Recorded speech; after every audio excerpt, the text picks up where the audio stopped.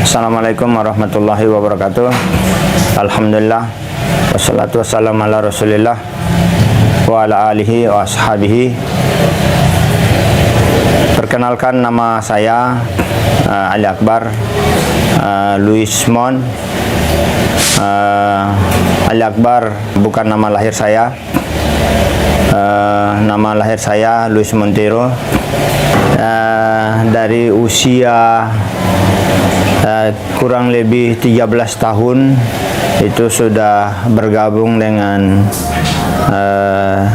ABRI, Angkatan Bersenjata Republik Indonesia, yang bertugas di Timur Timur tahun 1983, dan saya bagian dari Angkatan Darat itu, kemudian untuk mempertahankan Timur Timur bagian dari NKRI. Nah, di sela-sela itulah kemudian saya mencoba untuk belajar, juga menulis membaca di sela-sela gerilya itu. Kemudian pada tahun 89 saya dikagetkan satu peristiwa besar, yaitu di mana peristiwa itu Indonesia saat itu sedang dikunjungi salah satu tokoh agama dunia, yaitu Yohanes Paulus II. Begitu sampai di Indonesia, yang membuat saya cukup tercengang dan bertanya-tanya kenapa justru dia melakukan suatu ritual yang sebenarnya dia tidak pernah ajarkan kepada pengikutnya, tapi justru ajaran ritual itu dilaksanakan oleh agama lain, dalam artian agama Islam, yaitu begitu turun dari pesawat beliau langsung sujud di atas karpet merah, dan waktu itu disambut langsung oleh Presiden Soeharto di Bandara Soekarno-Hatta. Kalau mungkin sampai hari ini videonya bisa diputar ulang, bisa dilihat. Saya yakin itu masih ada, dokumennya masih ada. Waktu itu televisi kita satu-satunya hanya TVRI, belum ada televisi swasta yang lainnya. Dan membuat saya penasaran. Kemudian saya bertanyalah kepada beberapa orang, termasuk beberapa tokoh yang ada di kampung saya, termasuk TNI yang ikut menyaksikan peristiwa itu. Saya tanya, apa ini betul yang dilakukan oleh seorang tokoh agama dunia ini? Jangan-jangan saya yang salah. Setelah saya konfirmasikan semua, ternyata hal itu benar. Setelah itu saya mencoba mencari lagi sisi yang lain, yaitu tanya sama salah satu tokoh agama. Waktu itu beliau menjabat sebagai ketua MUI, almarhum. Saya tanya, sebenarnya Islam ini apa? Kok Yohanes Paulus melakukan satu ritual yang sebenarnya tidak diajarkan kepada pengikutnya? Hanya saja beliau mengatakan itu adalah strategi politik yang dimainkan oleh Yohanes Paulus supaya bisa dihormati oleh umat Islam Indonesia, karena umat Islam Indonesia ini adalah mayoritas. Untuk menghormati mayoritas, maka itu dia lakukan. Nah, maka mulai saya ambil kesimpulan bahwa kenapa seorang tokoh agama melakukan intrik politik, untuk menarik perhatian orang lain. Di situ saya katakan bahwa dalam hati saya katakan bahwa ini adalah seorang tokoh agama atau tokoh agama dunia. Di sini dia juga tidak menghargai agama orang lain. Tidak menghargai agama orang lain artinya dia melakukan sesuatu yang memang bukan bagian dari ajaran agama dia. Ada satu doktrin, begitu sampai di Timor, itu pihak gereja memberikan satu doktrin bahwa siapa yang tidak mencium tangan Paulus, maka dia akan mendapatkan musibah. Imam musibah itu dia sakit, atau dia mati, atau musibah yang lain. pasti akan kena musibah. Dan saya sampaikan kepada keluarga saya, orang tua saya dan saudara-saudara saya sampaikan bahwa saya orang pertama yang akan membuktikan bahwa saya tidak akan mau cium tangan Paulus. Kalau saya kena musibah, kalian harus jadi saksi bahwa musibah itu karena saya tidak cium tangannya Paulus. Dan itu saya buktikan sampai tahun 90 itu tidak terjadi apa-apa. Alhamdulillah aman-aman saja, sehat-sehat saja, tidak ada masalah. Dan ternyata doktrin itu tidak benar. Dan itu yang membuat saya kemudian untuk mencari tahu sesungguhnya agama Islam ini apa sih sesungguhnya.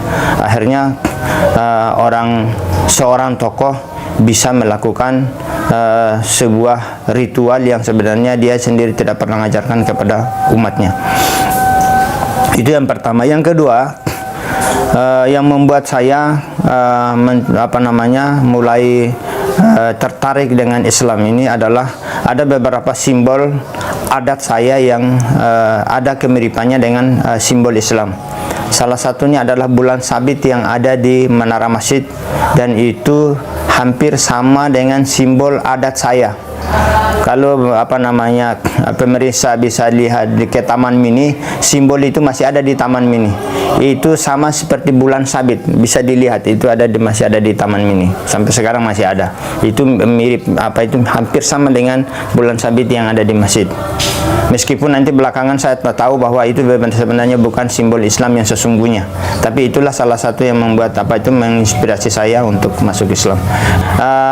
Ada lagi satu alat untuk upacara kenegaraan, upacara adat, itu hampir sama dengan satu alat yang ada di Indonesia juga, yaitu beduk. Kalau di kampung saya ukurannya kecil, dibuat dari kulit kambing. Tapi yang ada di masjid itu dibuat dari kulit sapi. Bentuknya sama, hanya ukurannya yang berbeda. Nah, itu membuat saya ada kesamaan. Nah, setelah saya lihat ternyata ajaran budaya saya dengan Islam itu dari simbol kebudayaan itu hampir sama. Ada kemiripan. Itu yang membuat kesimpulan sementara buat saya pada saat itu bahwa adat saya ini cenderung ke Islam ini hampir sama. Itu yang ketiga adalah ketika di kampung saya ada orang meninggal, waktu itu kakek saya yang meninggal, itu dikuburkan persis, proses pemakamannya hampir sama seperti orang Islam. Hanya saja pada saat itu yang dipakai bukan kain putih. Kalau di kampung saya ada namanya pakaian adat. Kalau nggak salah itu ada teman-teman yang dari dari perbatasan itu ada bawa itu kain. Nah, itu yang dipakai untuk dibuat kain kafan untuk dikuburkan begitu saja, tidak pakai peti. Jadi dengan pakaian itu apa adanya. Itu yang ketiga membuat saya semakin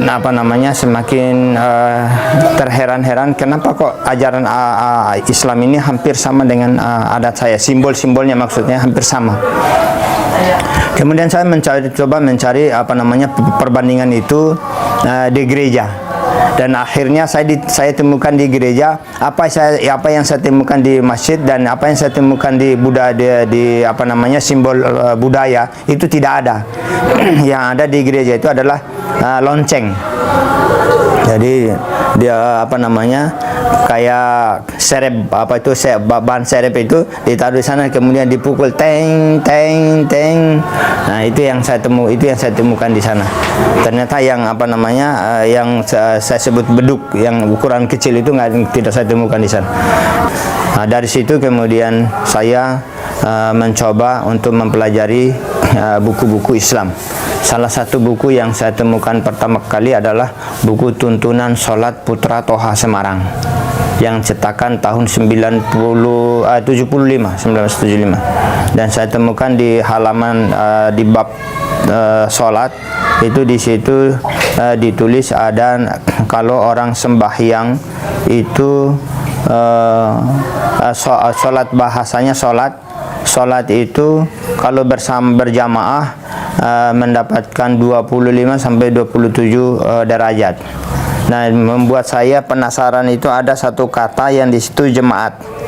Nah, jemaat itu kan kalau di situ nama-nama gereja saya. Saya semakin penasaran kenapa kok nama jemaat saya ini udah masuk di dalam buku orang Islam. Kemudian saya mencoba mencari tahu apa arti jemaat itu. Saya diberitahu bahwa jemaat itu artinya bersama-sama, sholat itu artinya sembahyang. Jadi kalau derajat itu artinya nilai. Jadi di dalam Islam itu kalau sholat atau ibadah bersama-sama itu nilainya berkisar 25 sampai 27. Kemudian membuat saya penasaran, saya tanya sama saudara saya, kebetulan saudara ipar saya itu pernah sekolah di misionaris. Saya tanya, apakah di dalam ajaran agama kita itu ada semacam pemberian nilai kalau orang melakukan ibadah? Nah, justru saya tidak mendapatkan jawaban. Saya diberi jawaban, belum saatnya Anda bertanya tentang hal itu.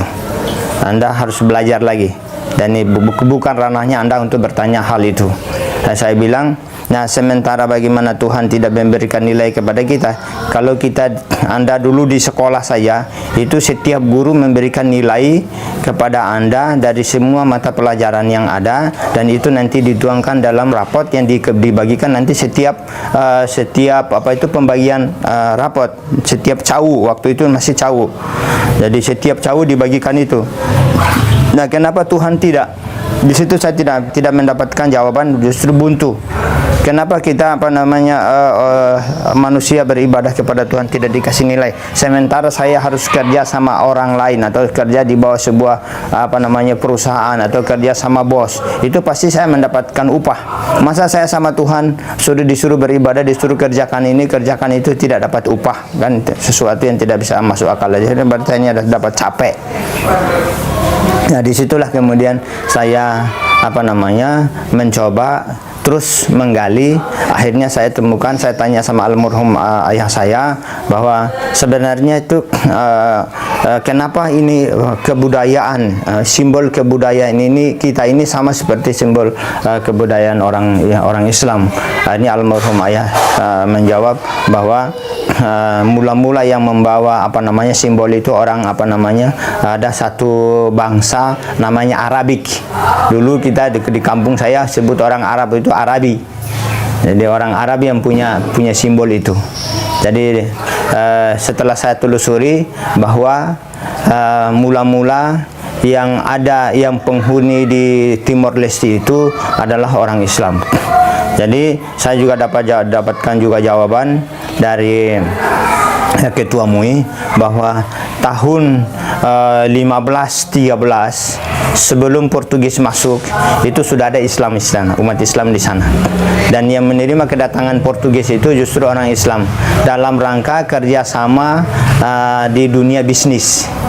Tapi itu sekali lagi, itulah kelicikan yang dilakukan orang penjajah. Ketika dia sudah menguasai ekonomi, maka dia membonceng sipil bersenjata untuk menguasai untuk memerangi masyarakat lokal yang ada di sana. Itu faktanya saya dapat dari seorang tokoh Islam yang ada di kampung saya pada saat itu, dan beliau sudah almarhum. Dan saya mendapatkan informasi ini detail bahwa mula-mula yang menduduki Timur itu adalah orang Islam. Maka di sana ada namanya Kampung Anur. Kemudian dari situlah kemudian saya mencoba membaca beberapa buku Islam. Salah satunya adalah terjemahan Al-Quran yang diterbitkan oleh Depak. Nah, di situ ada logo TNI, logo Depak, kemudian Polri, semua ada di situ. Saya baca di surat Ali Imran, ada di ayat salah satu ayat itu disebutkan di sana inna dina indallahil Islam. Ya, waktu itu saya nggak bisa baca bahasa Arabnya. Yang saya bisa baca terjemahannya, sesungguhnya agama yang diterima di sisi Allah itu hanya Islam. Jadi itu yang membuat saya saya penasaran kenapa hanya Islam saja yang diterima di sisi Tuhan, sementara agama yang lain itu bisa diterima di Indonesia. Ada selain Islam ada 4 agama lain diterima di Indonesia. Kenapa hanya Islam saja yang diterima di sisi Tuhan? Kenapa agama yang lain tidak? Kemudian saya mencoba buka itu Injil, ya, per halaman saya buka untuk mencari redaksi yang sama, setidaknya mirip, bahwa agama yang diterima di sisi Tuhan itu hanya Katolik. Ternyata itu tidak saya temukan. Nah, itulah yang membuat saya semakin kuat untuk memeluk Islam itu. Dan ditambah dengan peristiwa datangnya Yohanes Paulus itu. Setelah itu beberapa tahun kemudian, ya, saya mencoba meyakinkan diri saya bahwa saya harus masuk Islam, dan saya sampaikan ke ke tentara. Saya bilang, Pak, saya mau masuk Islam, tapi justru saya dikasih tantangan. Tantangannya, kalau Anda masuk Islam, resikonya besar. Saya tanya, tantangan apa itu, resikonya apa? Kalau Anda masuk Islam, pilihannya Anda diusir dari kampung halaman, atau Anda akan dibikin cacat seumur hidup, atau dibunuh. Saya sempat menjawab, masa Islam sejahat itu? Islam sejahat itu, saya harus saya harus dikasih ujian seperti itu. Tapi kata beliau, sebenarnya itu bukan orang Islam yang lakukan, tetapi keluarga Anda, orang-orang dekat Anda, teman-teman Anda, atau orang kampung Anda yang tidak suka dengan keislaman Anda. Dan akhirnya apa yang dikatakan oleh tentara tadi itu terbukti. Jadi ketika saya menyatakan diri masuk Islam, yang terjadi ayah saya dibunuh, kemudian saya harus diusir dari kampung halaman, kemudian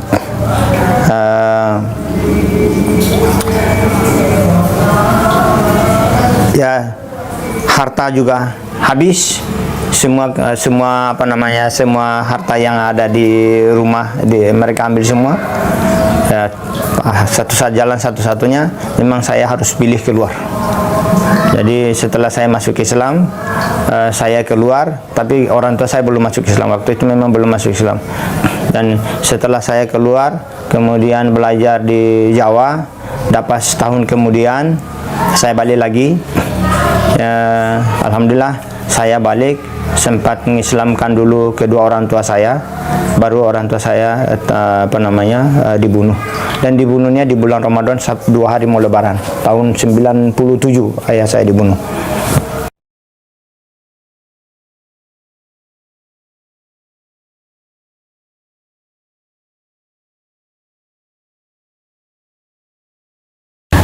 Almarhum ayah saya dibunuh itu, beliau punya peran besar di kampung. Hanya beliau tidak termasuk tokoh yang terkenal sekali, tetapi beliau tokoh di lingkungan keluarga, dinobatkan menjadi tokoh adat di kampung saya. Ketika beliau masuk Islam, hampir semua keluarga beliau itu memasuki Islam, dan pihak gereja tahu ini akan berbahaya, maka mula-mula yang dihabiskan itu adalah ayah saya. Karena begitu ayah saya masuk Islam, hampir keluarganya masuk Islam, dan saudara-saudaranya hampir semuanya masuk Islam. Nah, supaya saudara-saudaranya tidak masuk Islam, pihak gereja itu biar tidak kehilangan pengikut, maka yang mula-mula dihabiskan itu ayah saya dulu yang dibunuh. Dan peristiwa itu terjadi di bulan Ramadan tahun 97. Tahun 97. Waktu itu saya masih di pesantren. Jadi begitu beliau berangkat pergi sholat Jumat, ya jaraknya cukup jauh. Kira-kira dari sini sholat Jumatnya ke Bintaro lah, kira-kira begitu. Jalan kaki pulang pergi. Begitu pulang dari sholat Jumat, dihadang di tengah jalan. Dan memang itu sudah direncanakan, mereka sudah rencanakan membunuh beliau itu dengan menggunakan double stick, rantai double stick, diikatkan di lehernya, kemudian pada saat dikuburkan itu kepalanya pisah dari badan.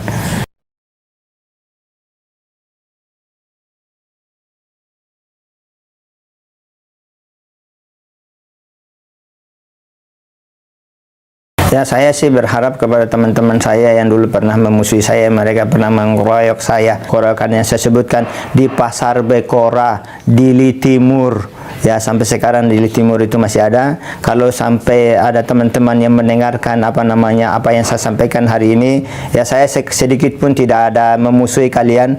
Ya, kalaupun dulu pernah terjadi, saya merasa ada rasa dendam karena itu pun karena ketidaktahuan saya. Tapi karena sekarang saya sudah kita diajarkan mencari kebenaran yang lebih detail. Ya, saya berharap teman-teman jangan lagi saya sekali lagi sedikit pun tidak ada rasa dendam. Hanya saja satu saat memang saya harus pulang ke kampung, kita berteman dan bersahabat seperti biasa. Mari kita sama-sama mencari kebenaran untuk menyongsong kehidupan yang lebih kekal.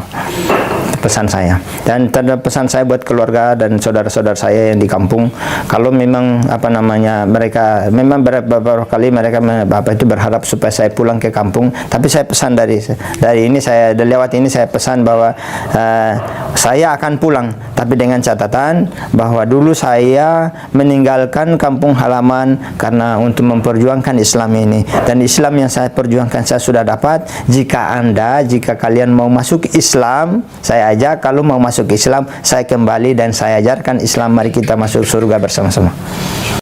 Pada tahun 99 dengan kondisi begitu sudah tidak kondusif dan tanda-tanda Timor ingin memisahkan diri dari Indonesia, maka tahun 99 itu saya boyong orang tua saya dan adik saya, kami menyeberang ke Pulau Bali, tinggal di Bali.